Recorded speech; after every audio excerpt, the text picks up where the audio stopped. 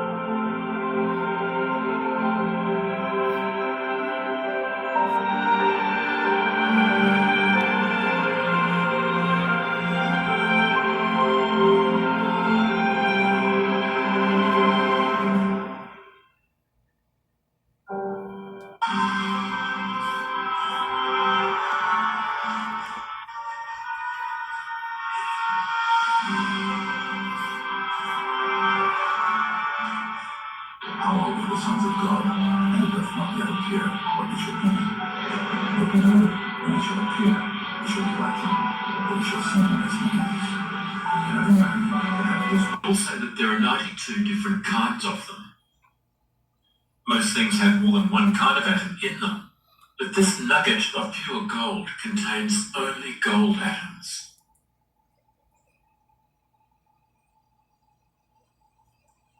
So we call it an element. An element is a substance made of only one kind of atom.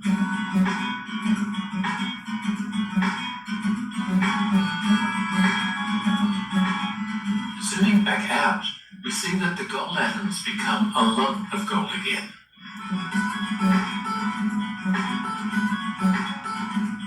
If we zoomed out from silver atoms, we'd see a lump of silver instead.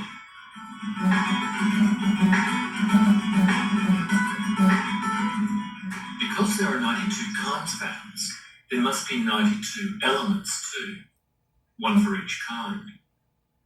You probably have already heard of some of them, like carbon, iron, and aluminium, or aluminum if you're American. But maybe not astatine or ytterbium. With so many elements, there's a lot of names to remember.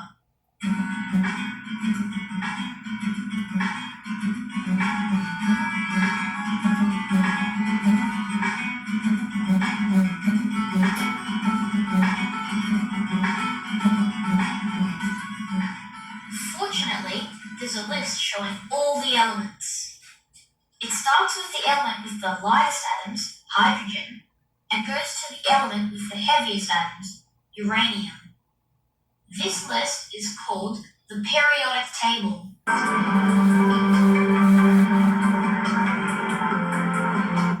Electrokinesis is the ability to control and manipulate electricity with your mind. This ability will allow you to generate your own energy ball or influence nearby electrical objects such as your television, computer, or lights. So if you're ready to develop your psychic abilities, then why not try this power? You may already have experienced this ability, but without knowing what it was. So if electrical objects act strange whenever you are near, you may be a natural born master of electrokinesis, and now you need to develop it further. So start by making sure you are nice and relaxed by performing a 15-minute meditation exercise before you move on. Just do a simple breathing exercise to make sure your body is calm and your mind is still. Now imagine that you look inside your body.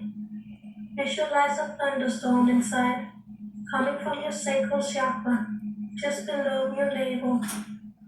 And imagine lightning spreading to every part of your body. The elements were not 100 or even 50, but simply 4: water, earth, fire, and air. We are the elements. Water. Water is crucial to life. Water is free-flowing and flexible, adjusting to situations and circumstances. Like water, support considers all situations, spending hours planning and adjusting to problems that arise. Fire. Fire is hot and quick to react, providing light and heat for all. The mechanics have molded their flames of creativity in our robot, and their hard work is a beacon of light for us to be inspired by. Air.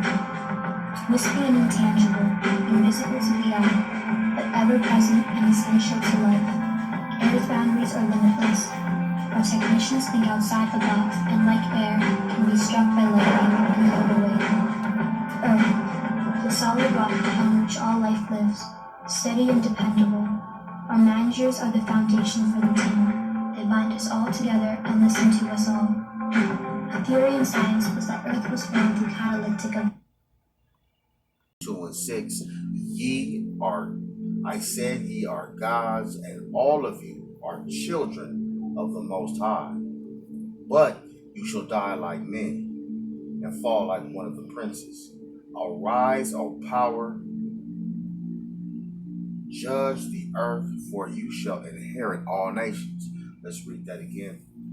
I said ye are gods, and all of you are children of the Most High. You shall but you shall die like man and fall like one of the princes.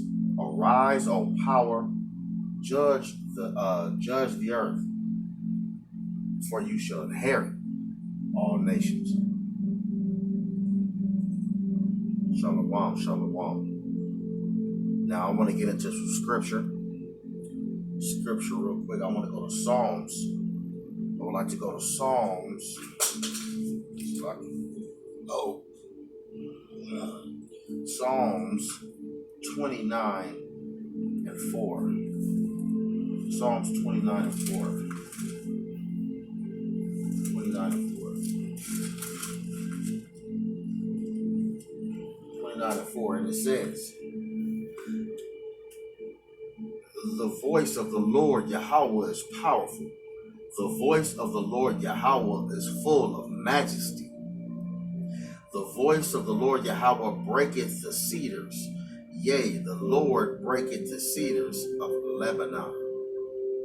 Let's go to Luke 21 and 26.